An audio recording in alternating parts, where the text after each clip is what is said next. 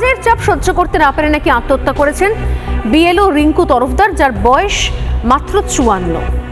নদিয়ার চাপড়াতে তার বাড়ি। তিনি বিএলও হিসেবে কাজ করছিলেন। তিনি পেশায় পার্শ্ব শিক্ষিকা। তার মৃত্যুর পর একটি সুইসাইড নোট সামনে আসে এবং তাকে ঘিরেই যাবতীয় রাজনীতি শুরু করে দিয়েছে এই মুহূর্তে শাসক দল তৃণমূল কংগ্রেস। চাপড়া 2 নম্বরের পঞ্চায়েতে 201 নম্বর বুথের বিএলও ছিলেন তিনি। বাড়ি কৃষ্ণনগরের ষষ্ঠীতলায়।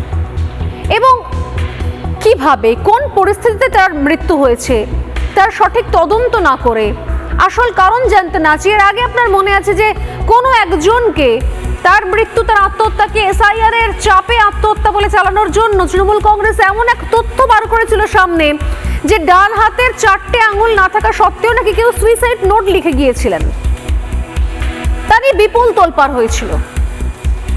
তাই এবার অন্য রকমের স্ট্র্যাটেজি, যাতে বিএলওদের ওপরে অমানসিক চাপ সৃষ্টি করা যায়, যাতে বিএলওরা কাজ করতে না পারেন, যাতে বিএলওদের কোনো রকম ভাবে কোনো দিক থেকে সহায়তা না করা হয়।